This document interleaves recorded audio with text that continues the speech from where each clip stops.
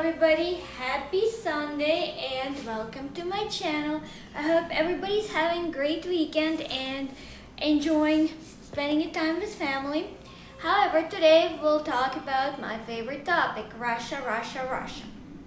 And this time we'll talk about fitness trackers hacking and an interesting research I have done pertaining to them and related to Russian murders and deaths. So as everybody aware, fitness trackers have been popular for some time now. There is Fitbit, there is Jawbone, there's Garmin who does GPS and fitness tracking for runners and also including airline industry. There's also a lot of lesser and unknown ones. Lately Lululemon has been pushing their product. They just purchased a Zamir and it is a home exercise system, but at the same time you can connect to through Bluetooth and Wi-Fi and also have all your heart rate, your trackers and everything. You'll have your progress tracked. It's for the whole family, all types of information you can have.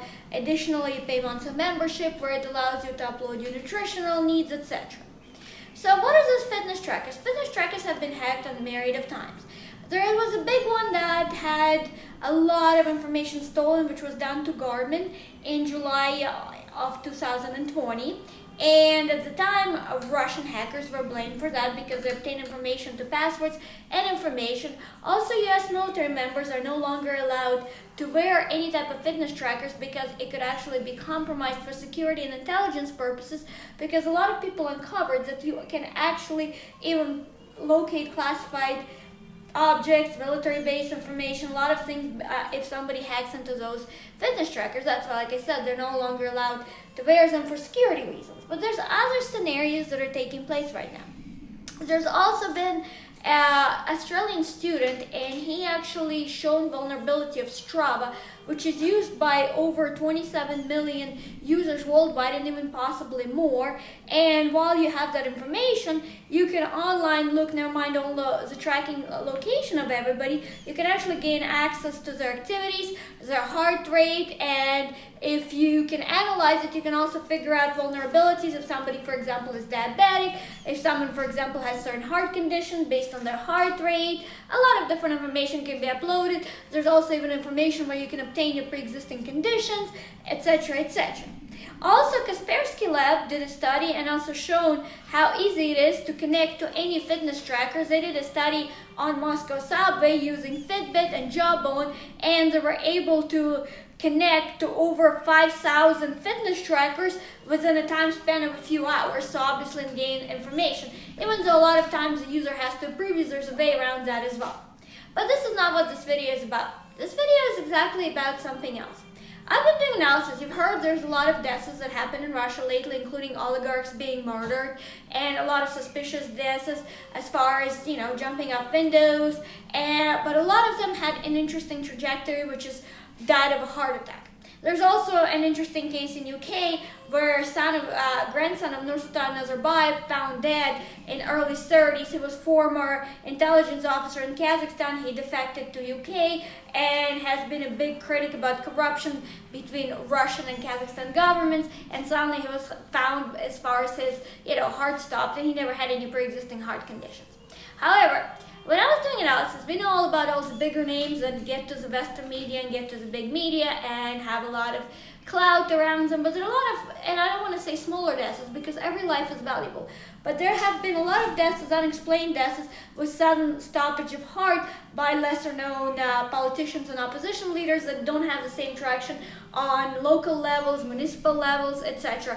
Or even certain type of businessman that died under suspicious conditions, etc. So as everybody aware, Russian, especially nouveau riche Russians, they like flashy things, very expensive watches, which are worth thousands of dollars. But there's also been lately a lot of push, especially from their children. A lot of them been getting fitness trackers and to lose weight because in Russia, unfortunately, drinking is very prevalent, eating heavy greasy food is prevalent, so a lot of people seem to be overweight. That's a problem worldwide. But if the richer you are, the more you can afford, etc., the heavier you can possibly be.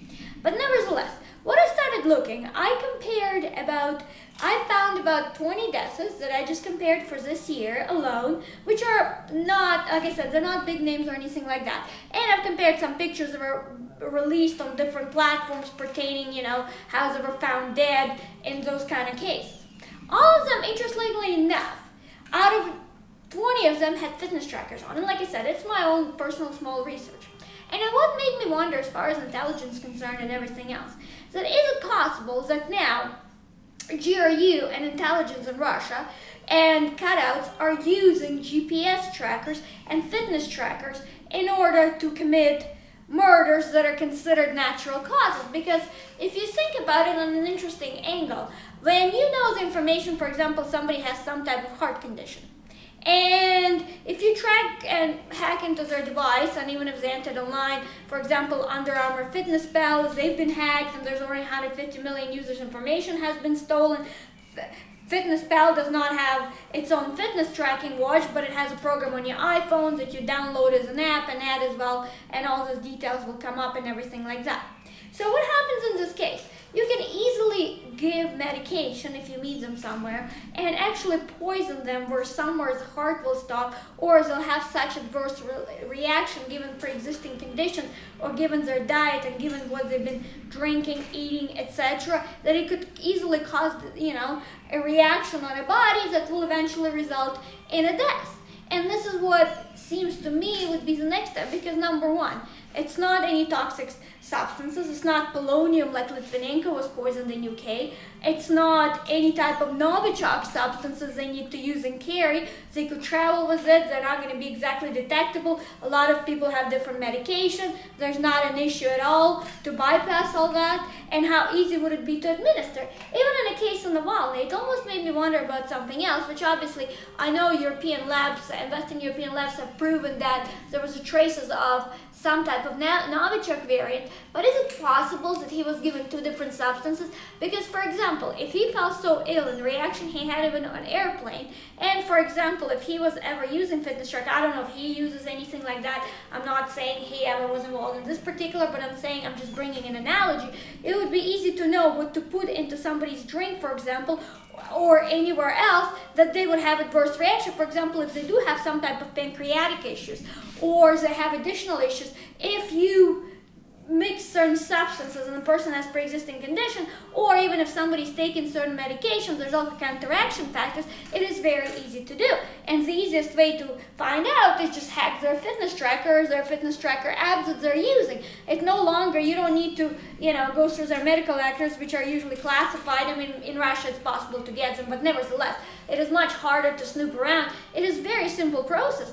It's an easy hack and then everything like that. So is it possible that Russian intelligence services are actually using fitness trackers not only in Russia, but hacking in the West as well to gain that information so they can use it against Russian dissidents or someone who is actually a foe to the Kremlin and actually pose the risk? Because there's a lot of dissidents, so yes, there's a lot of people who leave Russia for political reasons, for other reasons, but they don't hold any classified value, or they don't hold any clout to be a threat or anything like that. So the type of people who would be targeted are former opposition that has had access to classified information, has certain type of information, or former intelligence officers, etc. And a lot of people who had access to Russian government or Putin or Kremlin or any type of political information. So this is what my research did. I'm not posting this whole research on YouTube that I've done. If anybody's interested in names and comparisons, I'm happy to provide that, because clearly I got that all open source, and their desks were obviously found in open source and all the information provided, so there's nothing classified or proprietary in this case. But I thought it was an interesting comparison, and I thought this is another way Russian intelligence can, poison and make it look like natural causes or deaths based on, not the suspicious one where somebody would actually classify it as murder, but at the same time the person is gone and dead. So I would love to know what everybody thinks. Please click like. Please subscribe to my channel. Would love to have a discussion about it. You can also read my articles under communalnews.com, Kristina Kitova. And thank you for watching, and I hope everybody has a great Sunday. Thanks again. Bye for now.